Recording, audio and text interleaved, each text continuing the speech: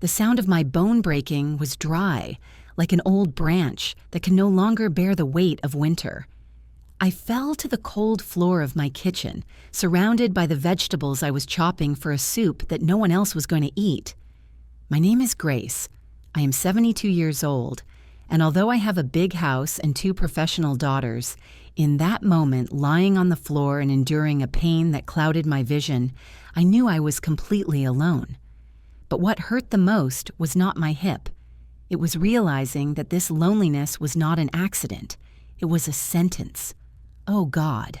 I screamed, but the walls of my house only returned the echo.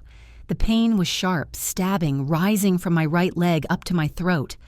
I tried to move, but my body did not respond.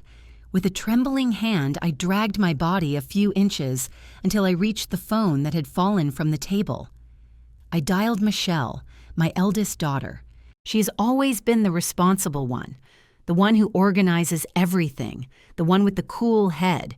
It rang once, twice, 3 times. Hello? Her voice sounded impatient with background noise as if she were in a restaurant.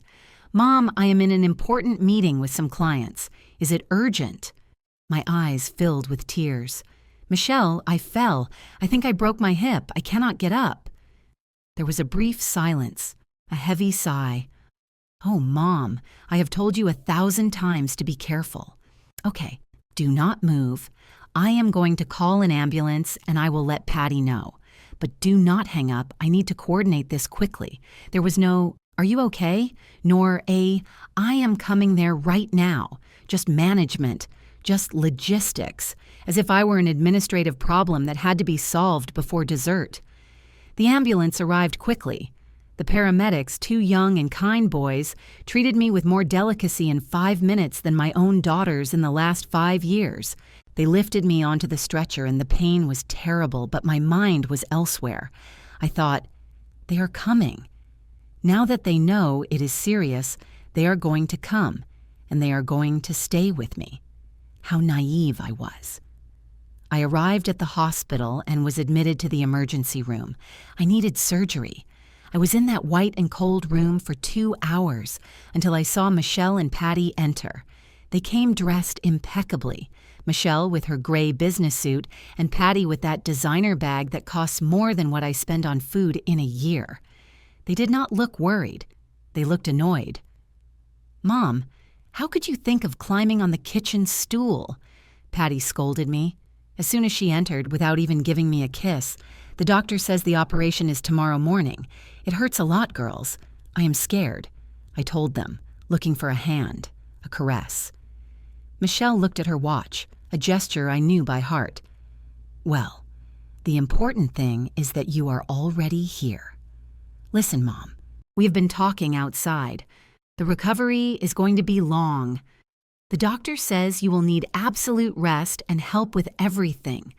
Going to the bathroom, bathing, eating. You will help me, right? I asked with a thread of hope, although deep down, I already knew the answer. The 2 exchanged a quick glance, that look of complicity they have when they decide something without consulting me. Mom, let's be realistic, said Michelle, crossing her arms. I just got promoted at the company. I am traveling almost every week. I do not have time to take care of you 24 hours a day.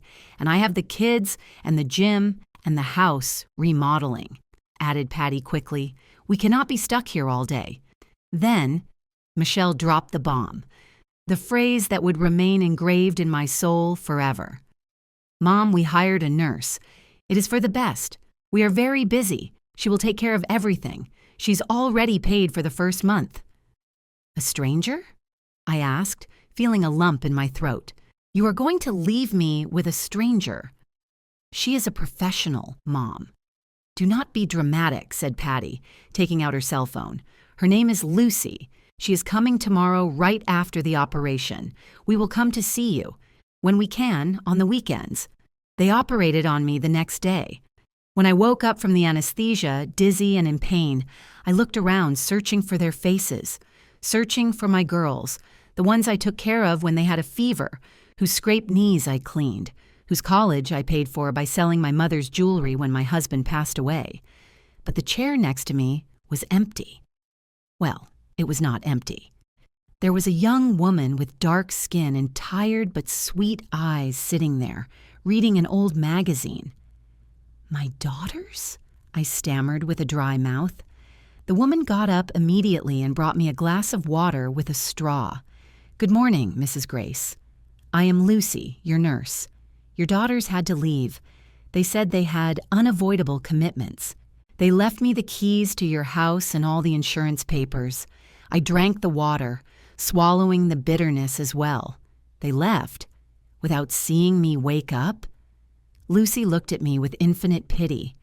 That pity one feels for a little animal abandoned on the highway. They said they would call you later. Days passed in the hospital. The phone rang a couple of times. Short calls, 2 minutes. "Hello, Mom, everything good? That's great. We will talk later?" They never came, not even for the medical discharge. It was Lucy, that girl I barely knew, who helped me get dressed, who packed my things, and who helped me get into the taxi adapted to return home. My house felt huge and empty. They installed a hospital bed in the living room because I could not go up the stairs. There began my ordeal and, curiously, my rebirth. Lucy turned out to be a woman of few words, but of holy hands. She came from a small town in the countryside. She worked to send money to her mom and her son. At first, I was angry with the world. I answered her poorly. I complained about the soup. I cried over anything. I was in mourning. In mourning for the mother I thought I was and for the daughters I thought I had. "Mrs. Grace, you have to eat," Lucy would say with patience, blowing on the spoon of chicken broth. "If you do not eat, the bones will not knit." What do I want them to knit for? I answered her one day, turning my face toward the wall to sit here watching the dust accumulate. "My daughters have not come in 2 weeks, Lucy. 2 weeks. And they live 20 minutes from here." Lucy left the plate on the table and sat next to me. She took my hand. Her hands were rough, from a working woman, not soft like Patty's.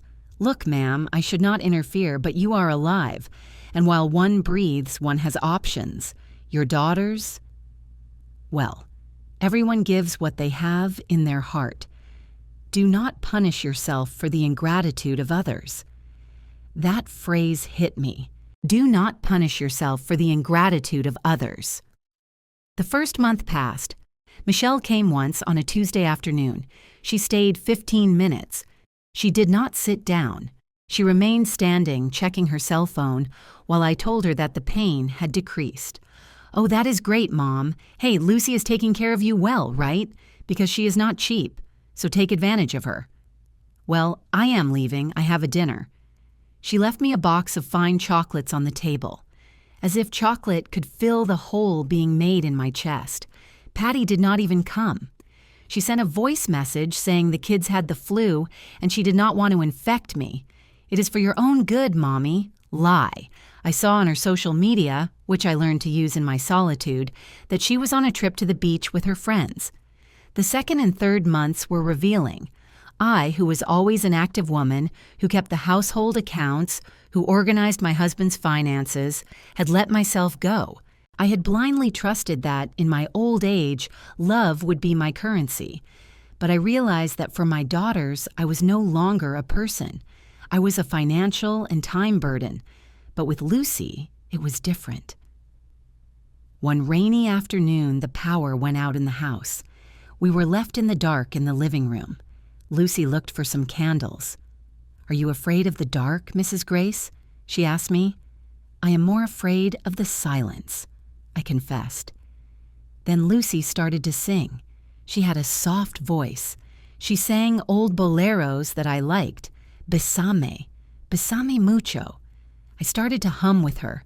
We ended up laughing, eating cookies by candlelight. I told her about my youth, how I built this house brick by brick with my late husband. She told me about her son who wanted to be an engineer. "You are a warrior, Mrs. Grace," she told me with admiration. "You have done a lot in this life. Do not let them treat you like an old piece of furniture." "You think?" I asked her, looking her in the eyes. "I know. I have taken care of many older people, and I see who still has fire in their eyes and who has already gone out. You have fire, only you are sad. At 4 months, I could already walk with the walker. My daughters remained busy. The transfer for Lucy's payment arrived on time. That much was true. They believed that with money they bought their peace of mind. Mom, we pay for the nurse. What else do you want? They wanted time. They wanted absence of guilt. One day I heard Lucy talking on the phone in the kitchen. She was crying softly. I approached slowly with my walker, without making noise. The rubber slippers did not sound. No, Mom. I promise you I am going to get the money for the boys' books. Yes, I know the rent is late, but Mrs. Grace needs me. No, I cannot ask her for an advance. Her daughters are the ones who pay, and they are very strict. Yes, I am going to see what I do. She hung up and wiped her tears quickly. When she turned around and saw me, she got scared. Mrs. Grace, I did not hear you. Do you need something? I need you to tell me the truth, Lucy. Do you have money problems? She lowered her head, ashamed. It is nothing, ma'am. Things at my house. Do not worry. Lucy? I said with a firm voice, that voice I used when I was young and negotiated in the market. You have cleaned me, you have fed me, you have sung to me when I was sad. My daughters do not even know what color my pills are. If you have a problem, tell me. She told me that her son had gotten into a good school on a scholarship, but she did not have enough for the uniforms or the expensive books, and that the owner of her small room wanted to raise her rent. The amount she needed was not much for me, but for her it was a mountain. I went to my room, opened my safe. My daughters thought I lived only on the pension, which was little. They did not know or had forgotten that my husband and I had kept savings in bonds and some old jewelry that were not in the bank. They only expected to inherit the house, which was worth a fortune because of the area where it is. I took out an envelope, put the money Lucy needed, and a little more. I returned to the kitchen. Here, this is for the books, and pay 3 months of rent in advance. Lucy opened her eyes wide. She pulled her hands back. No, Mrs. Grace, I cannot. Your daughters, if they find out, are going to fire me for being abusive. My daughters are not going to find out anything, I told her, and I felt a spark light up in my chest, a spark of power I had not felt in years. In this house, I give the orders, and you are my family now. They abandoned me, Lucy. You did not. She cried, she hugged me tight. It was the first sincere hug I received in years. 6 months passed. My hip was almost recovered. I could already walk with a cane. My daughters still did not appear. Only a video call every 15 days to check in. Mom, you look good, Patty would say through the screen while filing her nails. Hey, we were thinking, now that you are better, maybe we should look into selling the house. It is too big for you alone. You could go to a luxury residence. With the money from the sale, you would have enough to live like a queen, and we could manage the rest so you lack nothing. There it was, the true interest, the house. A residence? I asked, playing harmless. Yes, Mommy, it is for the best. Lucy cannot be there forever. It is a lot of expense. Besides, that old house needs many repairs. Michelle knows a great real estate agent. I felt a cold rage rise up my back. They wanted to sell me, package me, and store me in a nursing home to split the money from my effort. They wanted my house, my memories, my life, to convert it into their vacations and their new cars. I looked at Lucy, who was ironing in the corner, pretending not to listen but with her face tense with worry. She knew that if I went to a nursing home, she lost her job and I lost my home. Let me think about it, girls, I told them with a smile that did not reach my eyes. It is a big decision. Think about it, but do not take too long. The market is good now, said Michelle, and cut the call. That night, I could not sleep. I got up and walked through my house. I touched the walls. I looked at the family photos hanging in the hallway, birthday photos where my daughters smiled falsely, photos of my husband. I realized something terrible. I had raised crows, and now they wanted to peck out my eyes, but they forgot something. They forgot who I am. They forgot that I am not a senile little old lady who signs whatever they put in front of her. The next morning, I dressed in my best clothes. I put on a little lipstick. Lucy, I called her. Yes, Mrs. Grace? Call a taxi. No, better. Call that private car service. We are going out. To the doctor? No, we are going to the notary, and afterwards we are going to the bank. Lucy looked at me surprised. Ma'am, we are going to change everything, Lucy. My daughters say they are very busy, right? Well, I am going to make sure they stay busy the rest of their lives, but not spending my money. I looked at myself in the hall mirror. I no longer saw the broken woman who fell in the kitchen 6 months ago. I saw a woman with a plan. If they wanted to play cold and calculating businesswomen, I was going to teach them who their teacher was. We left the house. The sun hit my face, and for the first time in a long time, I did not feel pain in my hip. I felt the adrenaline of justice. The sunlight on the street hit me like a slap. After 6 months of confinement, of looking at the world through the glass of my window, the fresh air felt almost forbidden. I adjusted my dark glasses and held on tight to Lucy's arm. She was trembling a little, more than me. Mrs. Grace, are you sure about this? She whispered to me while the driver of the black car opened the back door for us. It was an elegant car with leather seats that smelled clean, very different from the ambulances and dilapidated taxis I had used lately. I have never been more sure, child, I answered her, adjusting my bad leg with care. The cane, of dark wood and silver handle, a gift from my husband that I had kept for years, rested by my side like a weapon. Today is cleaning day, and I am not referring to the dust on the furniture. The car started smoothly. While we watched the streets of my neighborhood pass by, I felt a strange mixture of nostalgia and fury. I saw the bakery where I bought cakes for Michelle and Patty's birthdays when they were little. I saw the park where I taught them to ride a bike. Every corner had a memory, and every memory now had a bitter taste, like burnt coffee. They had erased all that with their indifference. If they could forget who I am, I had to remind myself. "Where to first, ma'am?" asked the driver, looking at me through the rear-view mirror. "To the central bank, on the main avenue. And do not hurry. I want to see the city." Lucy looked at me sideways, twisting the handles of her humble bag. "Ma'am, you said we were going to change documents. But what happens if your daughters find out today? They have notifications on their accounts, right?" I smiled. That smile of an old fox that my daughters did not know. That is the secret, Lucy. They have notifications from the daily expense account, the account where they deposit the pension and where your salary comes from. They believe that is all I have. They believe the fortune ran out when my Anthony died.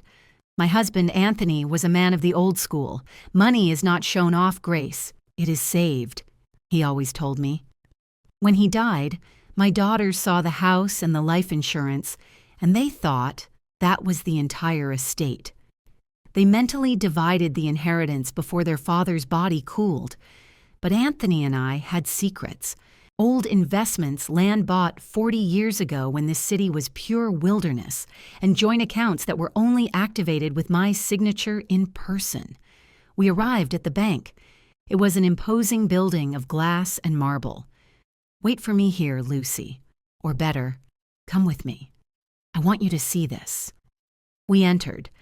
The security guard, a young boy, saw me with the cane and ran to open the door for me. "Good morning, Mother. How can I help you?"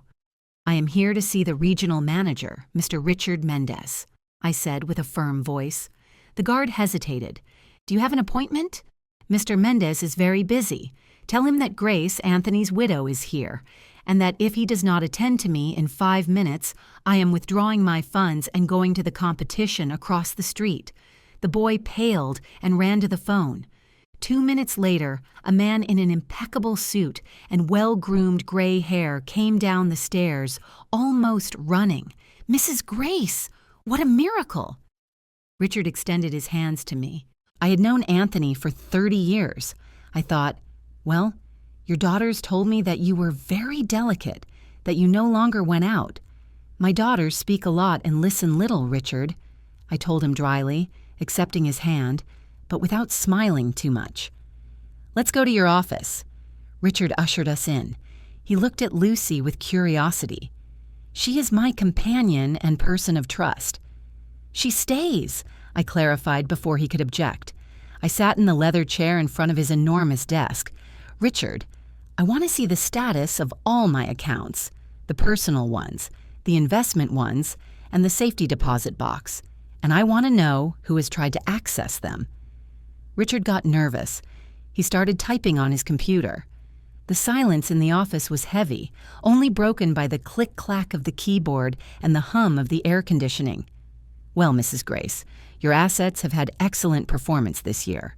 The government bonds went up and the rent from the commercial premises downtown has been deposited punctually." Lucy opened her eyes wide. "Commercial premises?" she whispered. She did not know. No one knew. My daughters thought those premises had been sold years ago to pay debts.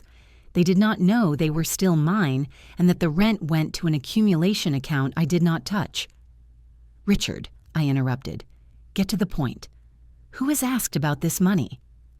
The manager sighed, taking off his glasses. "3 months ago, your daughter Michelle came. She brought a document, a request for conservatorship due to incapacity. I felt a coldness in my stomach. What?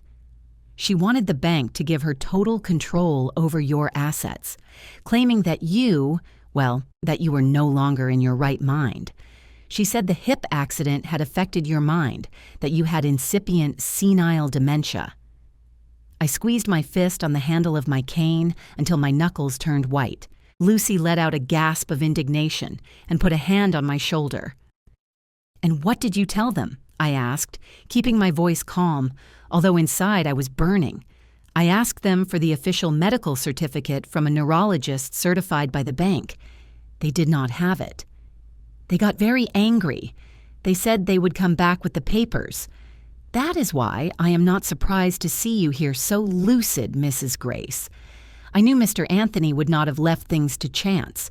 There was the confirmation. Not only had they abandoned me, they had tried to declare me crazy to rob me while I was alive. My own daughters. The blood of my blood. Thank you, Richard. You did well. Now we are going to make some changes. I want to revoke any old authorization my daughters have to sign checks in my name. Close the additional cards they have. And most importantly, I want you to prepare a cash withdrawal from the dividend account. How much, ma'am? 50,000 in large bills. 50,000? Mrs. Grace. It is dangerous to walk around with that. I have Lucy who takes care of me better than a bodyguard, I said, winking at the nurse, who was pale from fright. And I need liquidity. War is expensive, Richard. We left the bank half an hour later. Lucy carried the thick envelope in her bag, hugging it against her chest as if it were a baby. "Ma'am, this is a lot of money. I am scared. Fear is good, Lucy. It keeps you alert. But do not worry. It is not to spend it all today. It is my maneuver fund. Now, to the lawyer." The lawyer was a few streets away. Mr. Bermudez was a serious man, dry as a bone, but honest. When I explained what I wanted to do, he raised a bushy eyebrow but said nothing. He took out his yellow pad and a fountain pen. "Let's see if I understood, Mrs. Grace. You want to keep the will in your daughters' names, but with conditions? Exactly. I am not going to disinherit them today. That would alert them. I want to create an irrevocable life estate deed on my house in my favor, shielded, so that the property cannot be sold, mortgaged, or transferred while I breathe, without my signature before you present.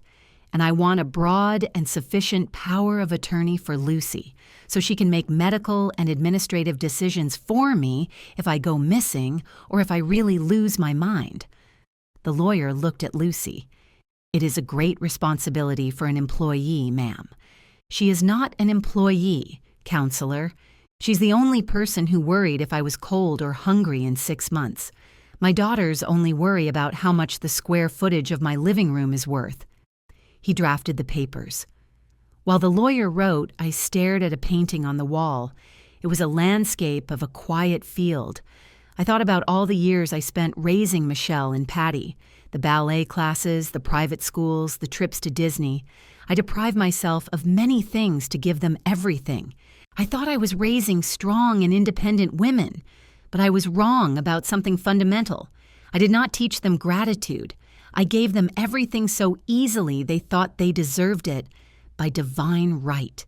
We created monsters, Anthony, I thought, talking to my late husband. But I am going to tame them. I signed the documents with a firm hand. My signature, with those curved scribbles I always made, never looked so powerful. Upon leaving the notary's office, it was already noon. My stomach growled. "Lucy, I am hungry. Are we going home?" "There are vegetables to steam," she suggested, always watching my diet. "No way. Today I do not want boiled vegetables. I want meat. I want wine. Take me to Peter's Steakhouse." Lucy laughed nervously. "But the cholesterol, Mrs. Grace. Your daughters are going to get angry if they know you broke the diet. Let them get angry. They are not here. Let's go." The lunch was glorious. I ordered a juicy cut of meat and a glass of red wine. Lucy, shy at first, ended up ordering the same. We toasted. "To rediscovered power," I said, clinking my glass with hers. "To you, Mrs. Grace, who has more guts than anyone I know." While we ate, I took out my phone. I had 3 missed calls from Michelle and a WhatsApp message from Patty. "Mommy, the real estate agent, says he has a buyer interested in seeing the house tomorrow. It is a cash offer. Super good. We already told him they can go. Please have Lucy make the house presentable." Kisses. I read the message out loud so Lucy could hear it. She lowered her fork, indignant. "What nerve? They do not even ask you. They already said yes." I wiped my mouth with the cloth napkin, slowly, enjoying the moment. The rage no longer burned me. Now it had turned into a cold and calculating engine. They believed I was a chess piece they could move at their whim. They did not know I was the entire board. "What are you going to answer them?" Lucy asked, worried. I started typing on the phone, typing slowly with my arthritic but precise fingers. "Girls, what a surprise. Yes, sure, let them come. Lucy will have everything ready. You come too. It has been a long time since we saw each other, and I need you to be present to sign some things." I sent the message. "To sign what things?" Lucy asked. "Nothing, of course. But the word sign for them is like blood for sharks. They are going to come running, thinking I am going to sign the sale." Lucy looked at me with a mixture of admiration and fear. "You are tremendous, Mrs. Grace. What is the plan?" I leaned back in the chair, feeling full, strong, alive. "The plan, dear, is to teach them a life lesson. We are going to let them bring the buyer. We are going to let them get their hopes up. We are going to let them taste the money. And just when they think they already won, I am going to pull the rug out. But what if they get violent? What if they yell at you? Let them yell. In my house, the screams of spoiled brats have no echo. Besides, now I have my papers in order. The house is mine, the money is mine, and my will is law." We returned home in the afternoon. I was tired. My hip throbbed a little from the effort, but it was a sweet pain, the pain of battle. I sat in my favorite armchair. I looked around. That house no longer felt empty. It felt like a fortress. Lucy helped me take off my shoes. "Rest, ma'am. Tomorrow is going to be a long day. Tomorrow the show starts Lucy, and we are the directors." I closed my eyes, but not to sleep. I started to mentally review what I would say, how I would move. I had to seem fragile. I had to seem confused at first. I had to give them confidence. The Trojan horse strategy. Seem like a harmless gift to then destroy their plans from the inside. I remembered a phrase my grandmother used to say. "Child, never underestimate a woman who has had to swallow poison and smile at the same time." I had swallowed the poison of loneliness and abandonment for 6 months. Now I was ready to spit it out, but not as poison, but as truth. The phone rang again. It was Michelle. I answered with my most trembling and old voice. "Hello? Mom, I saw your message. How good that you came to your senses. Tomorrow we go with the buyer at 10. Patty and I arrive at 9:30 to help you get ready. We want you to look good. He is an important man. Yes, daughter, I will wait for you here. I am a little tired today. Rest, rest. Tomorrow is a big day. Finally, we are going to solve that problem with the house. I love you. Bye. She hung up. I love you. How easily that lie came out. Solve the problem with the house. I was not a problem. I was her mother. I looked at Lucy, who was folding my new clothes on the armchair. Lucy, take out my blue dress, the silk one, and the real pearl necklace? For tomorrow? Yes. If they are going to try to sell me, I want them to see I am a luxury antique, not a flea market trinket. And I want you to look in the back storage. I think Anthony's old journalist recorder is still there. A recorder? Yes. Tomorrow. Everything they say in this room is going to be recorded. I want proof. I want their own words to be the rope with which they tie themselves. I fell asleep with a smile on my lips, the first in a long time. I knew that the next day my daughters would walk through that door feeling like owners of the world. What they did not know was that they were walking into the wolf's mouth, and the wolf was awake, hungry for justice and more lucid than ever. It was 8 in the morning, and my house smelled of freshly brewed coffee and floor wax. Lucy had gotten up at dawn to leave everything impeccable. I was sitting in front of the vanity, that antique mahogany piece where I'd gotten ready for my wedding, for my daughter's baptisms, and for my husband's funeral. Today I was getting ready for something different, to defend my life. Does the necklace look good, Lucy? I asked, adjusting the pearls. They were authentic, heavy, cold against my wrinkled skin. You look regal, Mrs. Grace. Like a queen, she said, although her hands trembled, brushing my hair. Do not tremble, child. They smell fear. You have to be calm. Remember, you are my nurse, not their servant. If they ask you for something with bad manners, you do not do it. I hid the small recorder, the one we had rescued from storage inside the centerpiece of dried flowers in the living room.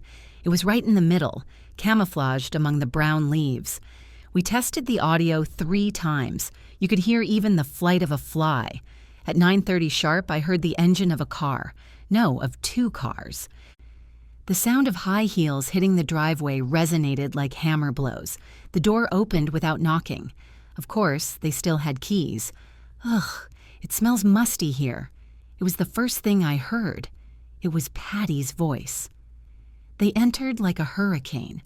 Patty with a cream designer dress that cost more than Lucy's monthly salary, and Michelle with her eternal gray executive suit and the phone glued to her ear. Yes, yes, we are already here. The client arrives in 20 minutes. Bye. Michelle hung up and looked at me. There was no hug, only a quick scan from top to bottom. Mom, you put on the blue dress. It fits you a little old-fashioned, no? But well, it gives an endearing image.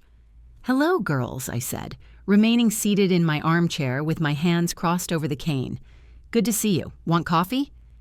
There is no time, Ma, said Patty, swiping her finger over a piece of furniture, looking for dust. Not finding anything, she seemed disappointed. Hey, Lucy, take down those photos in the hallway. The agent says the house must look neutral, that buyers do not want to see old people's faces. Lucy looked at me. I nodded slightly, giving her permission. It was part of the strategy. Give in on the small to win on the big. Of course, Mrs. Patty, said Lucy submissively, and started taking down the frames. Seeing Lucy taking down my wedding anniversary photo hurt my soul, but I kept the smile frozen on my face. And who is this buyer so important?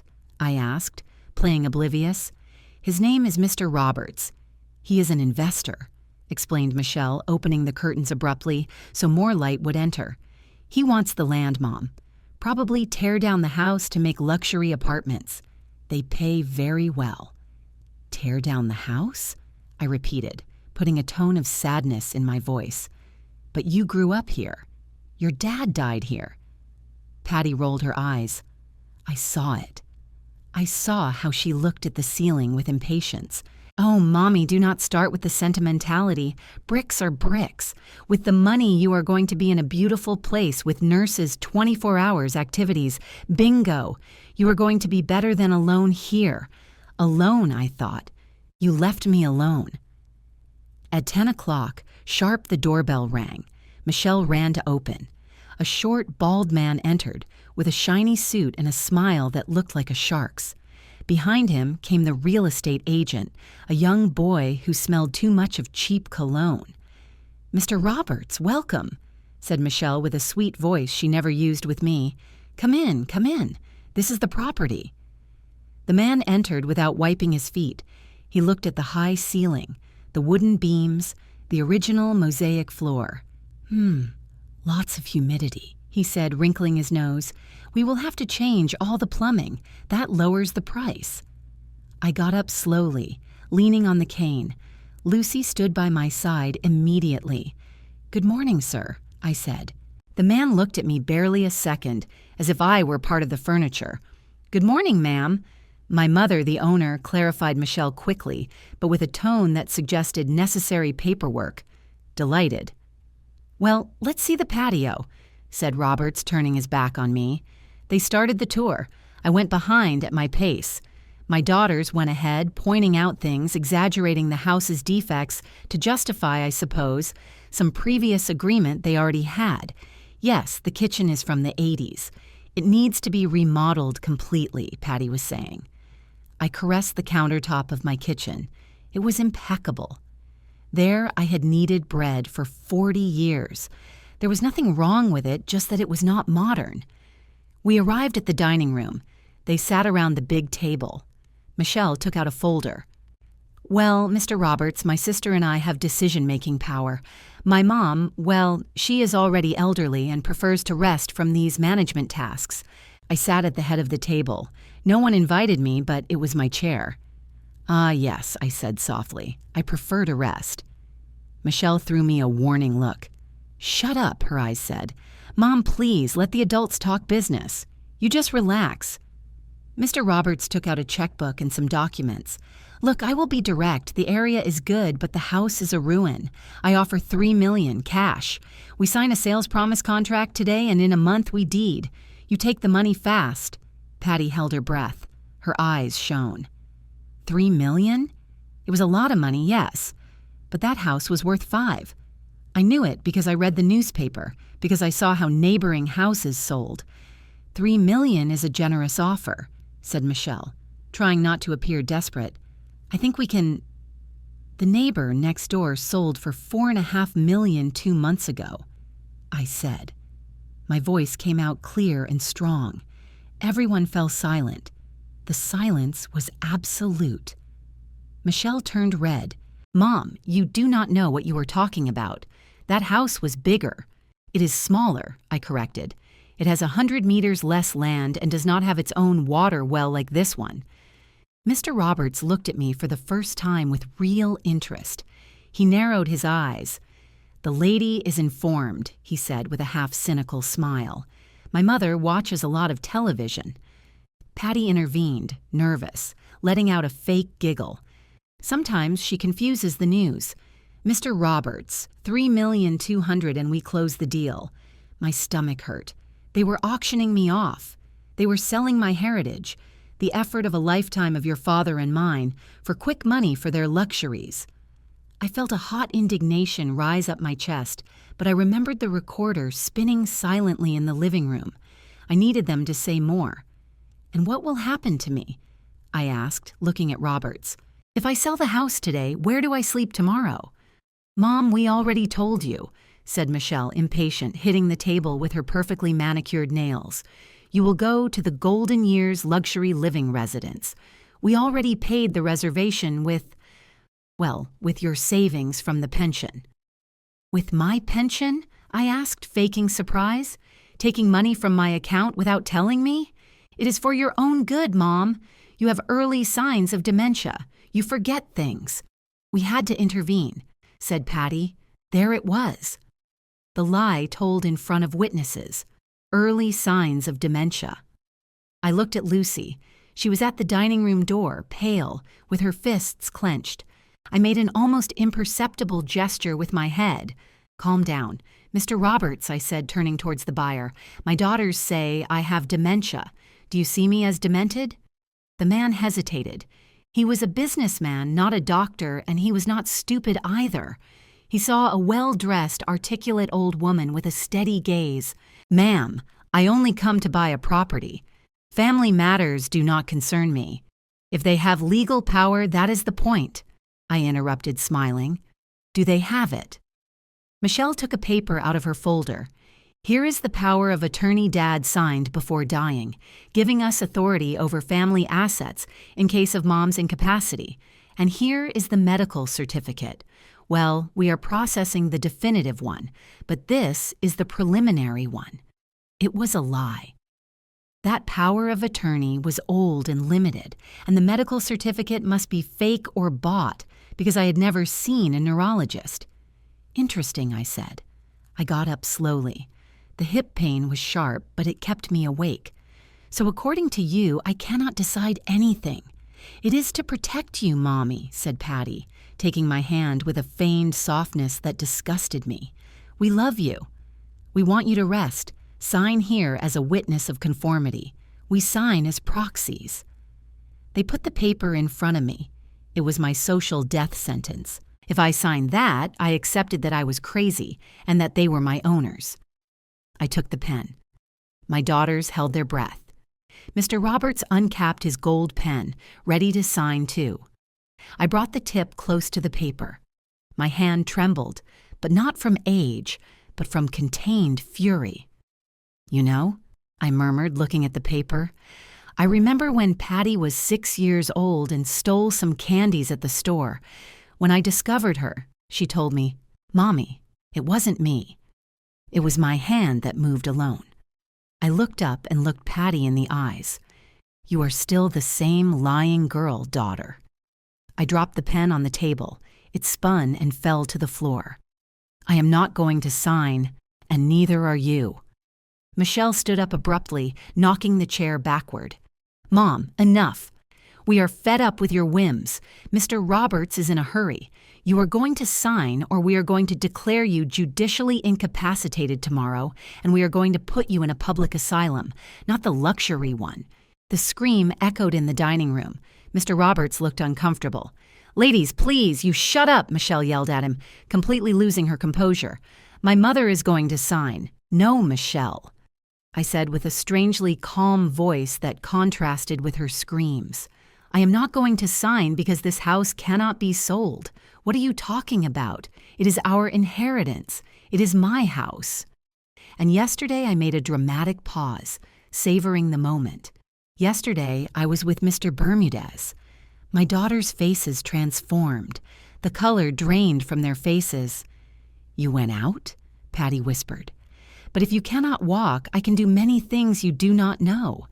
I went to the notary and established a shielded life estate on this property. No one can sell it, nor mortgage it, nor touch a single brick while I continue breathing. And furthermore, I revoked all previous powers of attorney." Michelle was left with her mouth open, gasping like a fish out of water. "You did what?" "You heard me.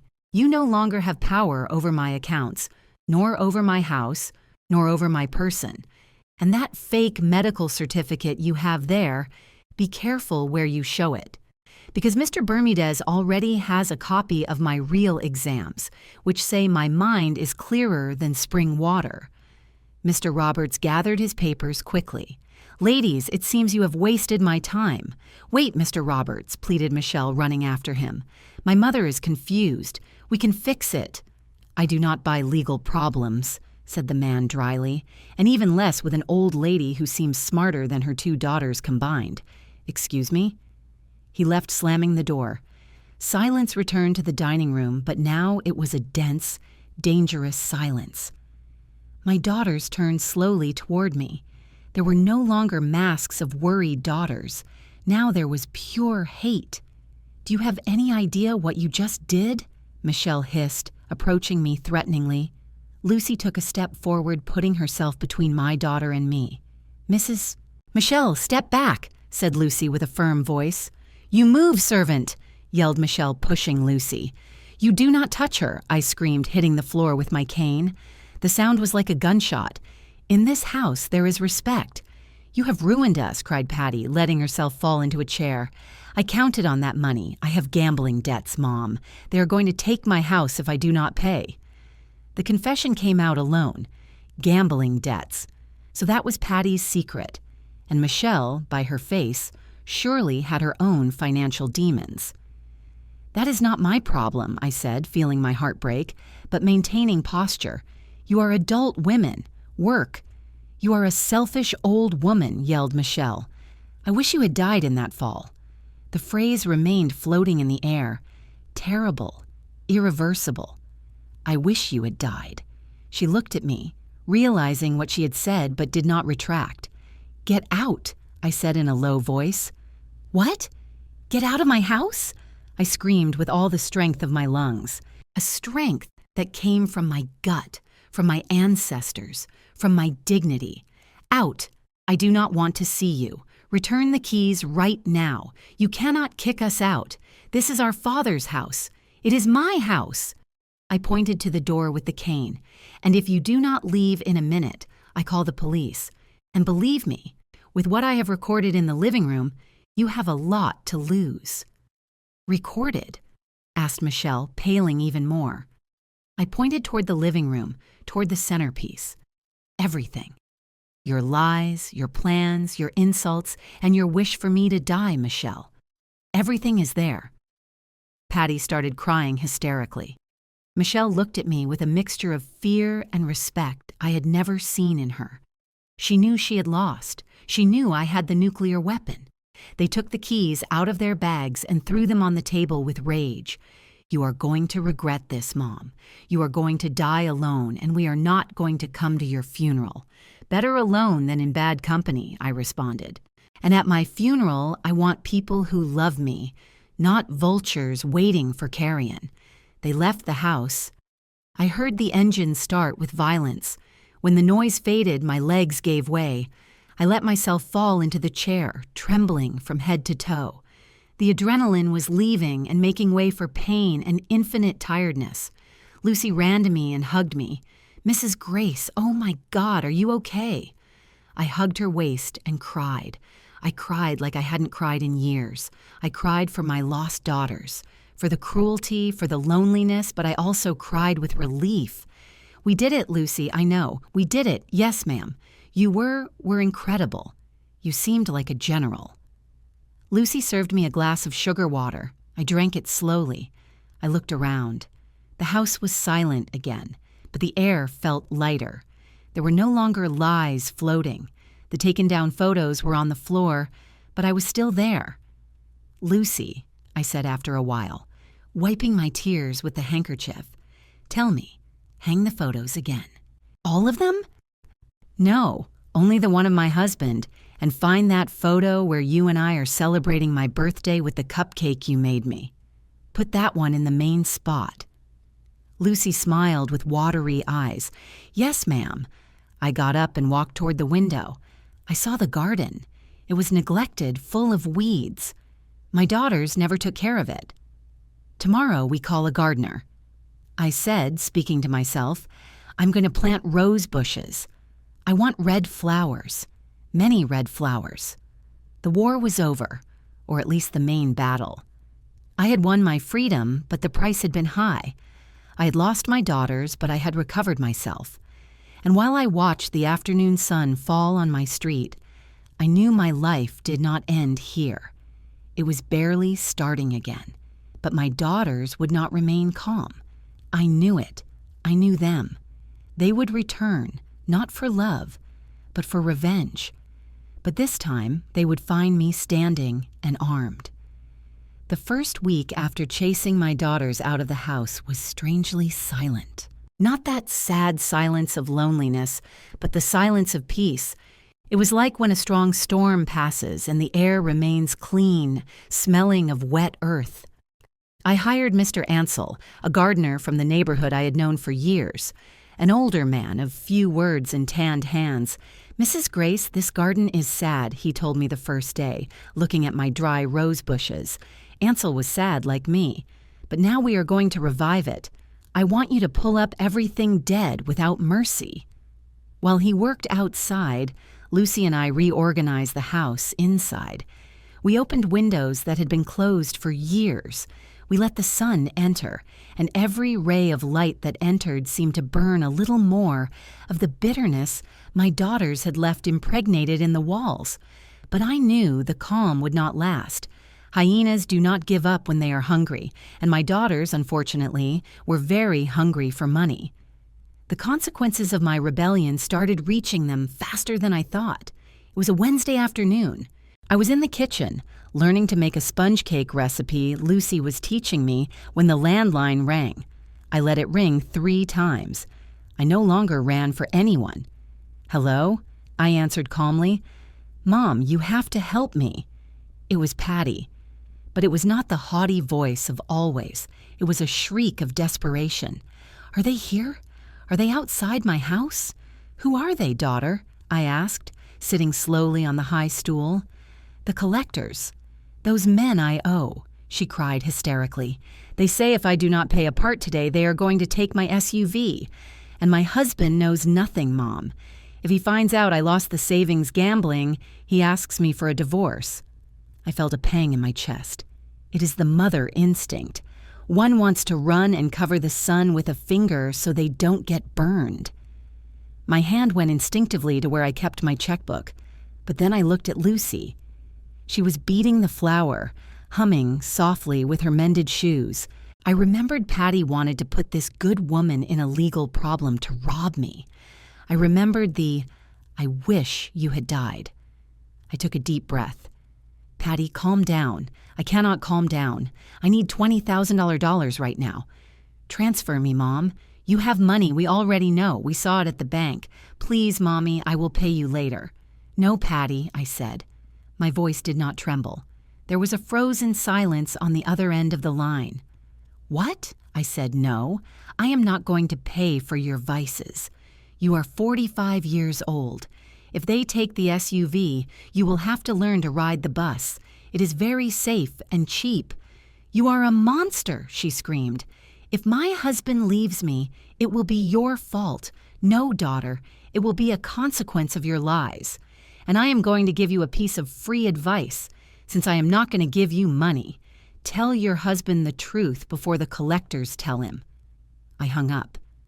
I stayed looking at the phone, trembling a little. "Are you okay, Mrs. Grace?" asked Lucy, stopping beating. "Yes, Lucy. I am just cutting the umbilical cord. 40 years late, but I am cutting it." 2 days later, Michelle appeared. She did not come crying like Patty. She came furious. She entered the garden where I was supervising the planting of some petunias. She brought some papers in her hand and came accompanied by a man in a suit I did not know. "Mom, we have to talk now," she said, standing in front of me and blocking my son. "Good afternoon, Michelle." You say, "Good afternoon," and ask permission to enter. I answered her without getting up from my garden chair. "Stop with the etiquette lessons. He is Mr. Cortez, the lawyer, and we come to notify you." "Notify me of what?" "Of a lawsuit," said Michelle, crossing her arms triumphantly. "We are going to challenge your changes at the notary. We allege undue coercion.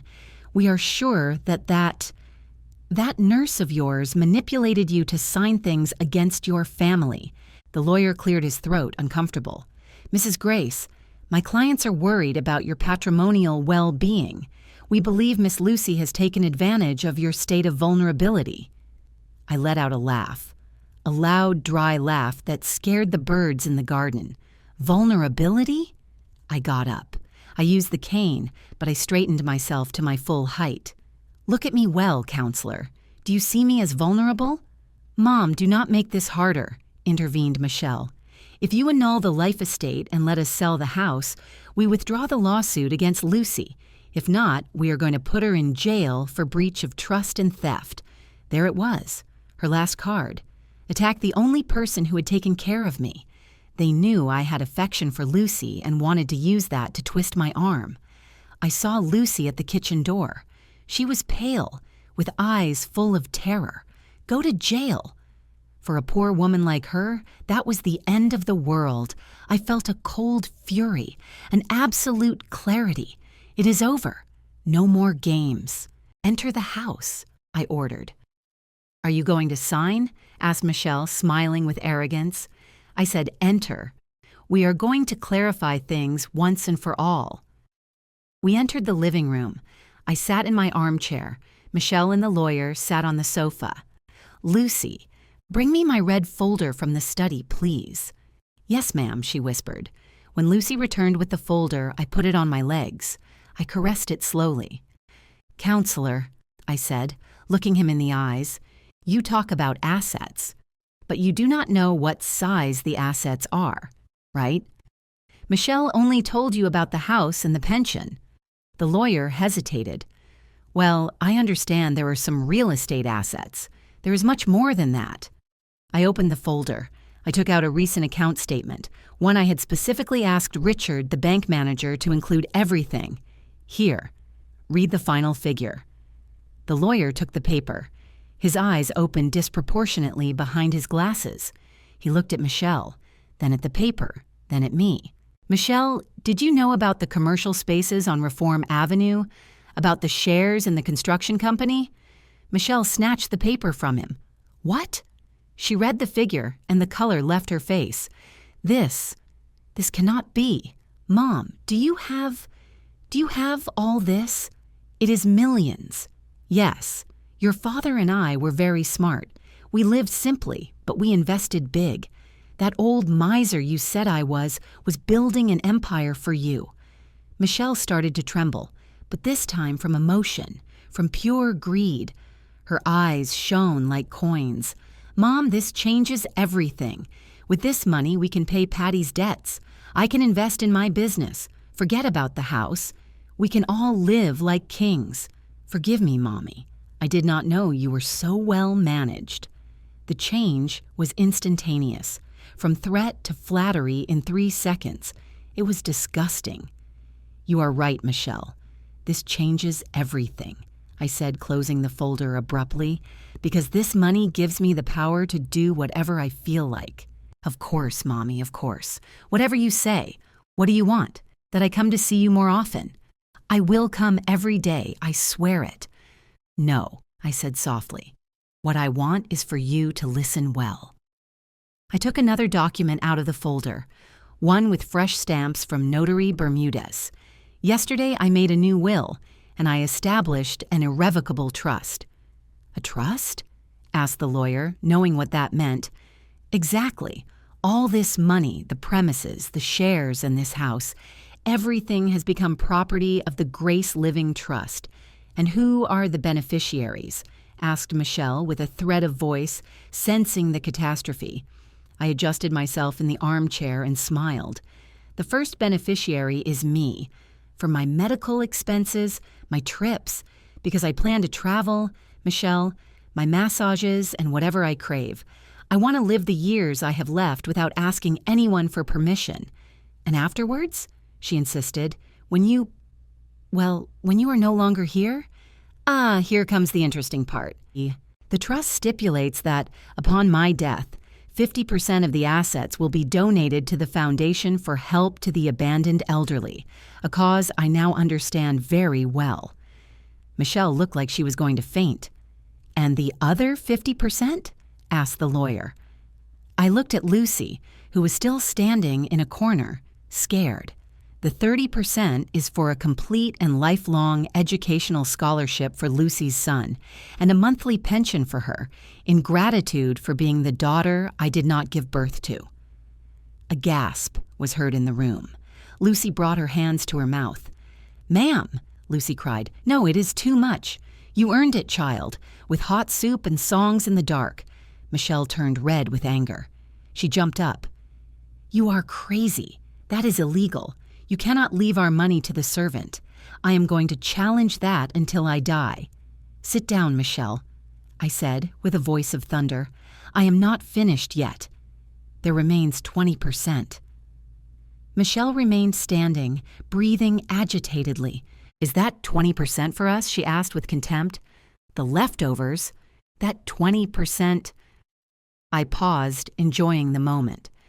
That 20% is divided between you and Patty, but it has a conditional clause. What clause? You will only be able to receive that money if, and only if, you demonstrate before the notary that you have visited your mother at least once a week during the last years of my life, without asking for money, without fighting, and without watching the clock. And if you demonstrate that you have an honest job and are free of gambling debts. Michelle let herself fall onto the sofa, defeated. She knew they could not fulfill that. They did not have the patience, nor the love, nor the humility. You have disinherited us, she murmured. No, Michelle, you disinherited yourselves. I only put the signature. The lawyer closed his briefcase. He looked ashamed to be there. Mrs. Michelle, seeing the documents, the trust is solid.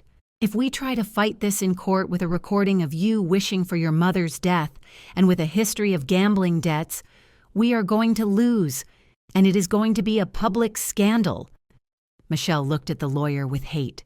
Then she looked at me. I will never forgive you for this. I already forgave you, Michelle. I told her with sadness. I forgave you because I know you are unhappy. You have everything to be happy. Health, work, children, and you only care about what you do not have. Go to your house and tell Patty that if she wants to save her marriage, she should start telling the truth. Michelle got up, walked toward the door. She stopped a moment as if she were going to say something else, maybe an insult, maybe a plea, but in the end, pride was stronger. She left without looking back. The lawyer made a quick bow and left after her. The door closed. Silence returned, but this time it was a victorious silence. Lucy ran to me and knelt at my feet, crying, Mrs. Grace, why did you do that? I do not deserve so much. Your daughters are going to hate me. Let them hate. Hate is the poison one takes, hoping the other dies. They are poisoning themselves. You, my child, you deserve for your son to be an engineer. You deserve not having fear of the rent. I caressed her hair. Get up, Lucy. Do not kneel before anyone anymore. Now you are a partner in this company called Living Well. That night I slept like a baby. But the next morning I realized that victory was not the end. It was the beginning of a new stage. I had the power, I had the money, I had the peace. But I was still missing something important, reconnecting with the world. I had been so obsessed with my daughters and my pain that I had forgotten that outside there was life. I went out to the porch with my coffee. Mr. Ansel the gardener was watering. Good morning, Mrs. Grace. Good morning, Ansel. Listen, do you know how to play dominoes? He smiled, showing teeth stained with tobacco but sincere. I am the neighborhood champion, ma'am. Well, bring your friends this afternoon. I am going to put a table in the garden, and Lucy is going to make lemonade. I am tired of being alone. That afternoon, my garden filled with old people's laughter. Ansel brought 2 friends. We played dominoes, bet pennies, laughed about our aching bones. For the first time in years, I was not Anthony's widow nor the girl's mom. I was Grace, and I was good at playing dominoes. But just when I was placing the winning tile, I saw a car stop in front of the house. It was not my daughter's. It was an old, dented car. A young man got out, about 20 years old, looking worried. He walked toward the gate. Excuse me, he said timidly. I am looking for Mrs. Grace. It is me, I said, adjusting my glasses. What can I do for you? The boy scratched his head. It's just that. My mom sent me. She says you are her grandmother, but that you do not know I exist. The domino tile fell from my hand. The world stopped. Your mom? I asked with a thread of voice. Who is your mom? Her name is Claudia. She says she is the daughter of Mr. Anthony, your husband. I felt a blow in the stomach stronger than the hip fracture. Anthony, my Anthony, a daughter out of wedlock? A secret grandson? My daughters, Michelle and Patty, were harpies, but they were my harpies. This was different. This was a crack in the past I believed perfect. I looked at the boy. He had Anthony's eyes, those same sad and deep eyes. It could not be a lie. Blood calls. Lucy came out with a pitcher of lemonade and saw me pale. "Mrs. Grace." "Lucy, bring another chair?" I said without stopping looking at the boy. "And another glass. It seems the family just grew. My daughters thought the story had ended with the money. They did not know that the secrets of the dead sometimes make more noise than the screams of the living. I thought I had already solved all my problems. How wrong I was." Life, at 72 years old, still had surprises hidden up its sleeve. The boy's name was Matthew. He was 22 years old, hands stained with grease from being a mechanic, and the look of my late husband, Anthony. He was standing there in my garden, with the afternoon sun illuminating his scared face, waiting for me to yell at him, to run him off or deny his truth. My domino friends fell silent. Lucy held the pitcher of lemonade as if it were a shield. The air felt heavy, charged with secrets that had been buried for decades. "Sit down, boy," I said, pointing to the empty chair in front of me. Matthew sat down carefully, as if the chair were made of glass. "Mrs. Grace, I do not want to bother. My mom, she passed away 2 months ago. Before leaving, she gave me a box with letters and photos. She told me my dad was a good man, that his name was Anthony, and that he lived in this house. I do not come to ask for money. I work in a mechanical workshop. I earn a good living. I wanted to know." I stayed looking at him. I felt a pang of pain for Anthony's betrayal. My husband, the perfect man, had had a parallel life, or at least a slip, that left a mark on the world. But then I looked at Matthew's hands. They were working hands, and I looked at his eyes. There was no greed in them, only an immense orphanhood. I remembered my own daughters, Michelle and Patty. They who grew up with everything, with the father present, with expensive schools, and who now only waited for my death to sell my bricks. And here was this boy who grew up with nothing and only asked to know his history. "Do you know how to play dominoes, Matthew?" I asked him suddenly. He blinked, confused by the change of subject. A little. "At the shop, we play at lunchtime." I pushed the tiles toward the center of the table. "Then play. If you beat me, I tell you who your father was. If you lose, you help me fix the bathroom pipe that leaks, because the plumber charges very dearly." A shy smile was drawn on his face. An honest smile. "Deal, ma'am." That afternoon, I did not win, nor did he win. Life won. While we moved the tiles, he told me about his life, about how he took care of his sick mother until the end, about how he dreamed of having his own shop. He did not ask me for a penny. On the contrary, when he saw the table leg was loose, he went to his car, took out a tool, and fixed it in 2 minutes. Lucy watched us from the kitchen with a smile from ear to ear. She knew, just like me, that God takes things from you, but puts others in your path. He had taken the illusion of a perfect marriage and 2 loving daughters from me, but he had sent me a nurse who was like a daughter, and a bastard grandson who had more nobility in a fingernail than my legitimate daughters in their whole body. Of course, news flies in a small town, and my neighborhood, although it is a city, continues being a town. The next week, Michelle appeared. She did not enter the house because I had changed the locks the day after our fight. She banged on the door with fury until Lucy opened the security grate. "I want to see my mother," she screamed. "We know there is a stranger living here, a freeloader. Surely he is the lover of that thieving nurse." I went out to the porch. Matthew was cutting the lawn in the garden, sweating under the sun. Upon seeing Michelle scream, he turned off the machine and approached, putting himself protectively between the grate and me. "Ma'am, is this woman bothering you?" asked Matthew with a grave voice. Michelle looked at him with disgust and then with surprise. She saw the eyes. She saw the resemblance. She froze. You are—" Michelle stammered. "He is Matthew," I said, reaching the grate with my cane, walking more and more upright. "He is your father's son. He is your brother, Michelle." "That is a lie," she shrieked, red with anger. "Dad would have never done this to us. He is an imposter, looking for money. We are going to ask for a DNA test." "Ask for it," I said, calm. "He is willing. But I warn you something. If it comes out positive, which it will, he has a right to the legitimate part of the inheritance your father did not specifically will. And believe me, I am going to make sure he receives up to the last penny that corresponds to him." Michelle backed away.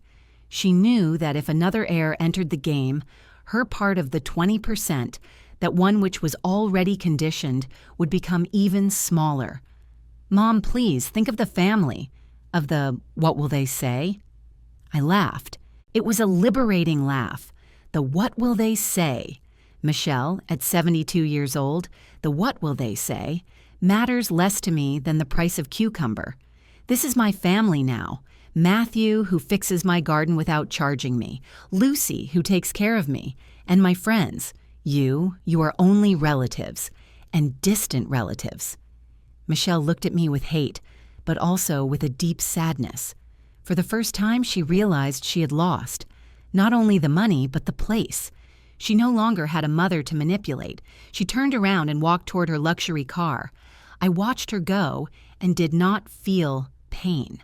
I felt pity. Pity for the loneliness she herself had built with her greed. Months passed flying. My hip healed completely.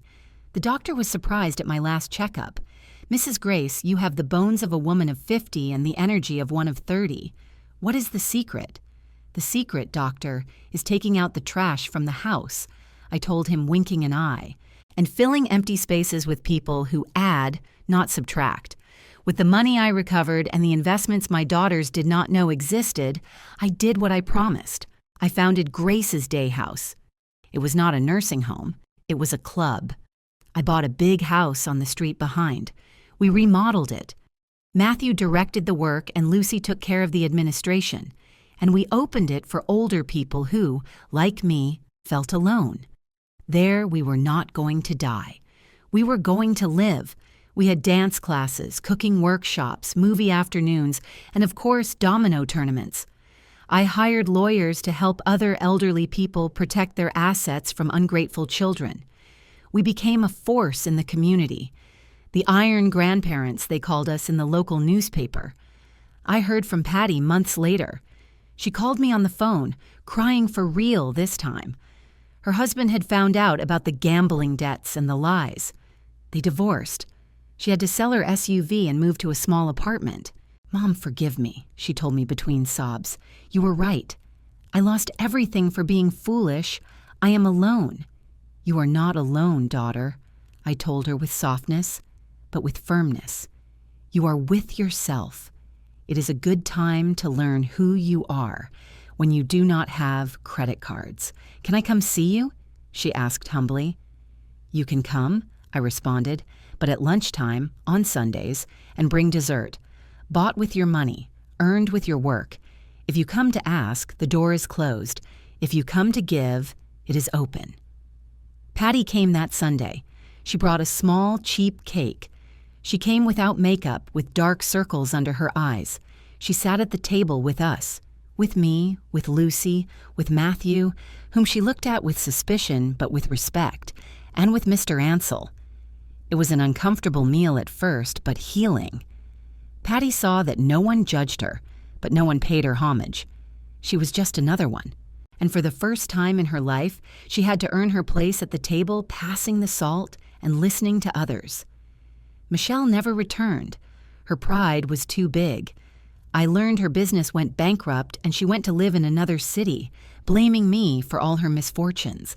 I pray to God for her every night so she finds peace. But I know there are hearts that choose to live in winter, even if it is summer. Today is my 73rd birthday. The house is full. There is music.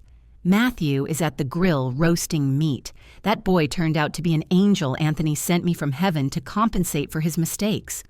Lucy runs from one side to another with trays of empanadas. Her son, already enrolled in the university with the scholarship I gave him, helps her serve. I look at my cane leaning in the corner. I almost do not use it anymore, but I like to have it there. It is my reminder. It reminds me of the day I fell to the floor and broke. It reminds me of the pain of hearing, "We are busy." But above all, it reminds me that sometimes one has to break to be able to assemble oneself again, but with better pieces. If I had not fallen, I would still be the submissive little old woman waiting for crumbs of affection from her daughters. If I had not fallen, I would not have known Lucy's loyalty. If I had not fallen, I would not have found my strength. I get up and take my glass of wine. Everyone goes silent. My friends, my neighbors, my new family. "Attention," I say with that strong voice I recovered. I want to make a toast. Everyone raises their glasses. "To falls," I say, smiling, because they teach us that the ground is not the end. It is only the place where we take momentum to rise higher. "Cheers, cheers, Mrs. Grace."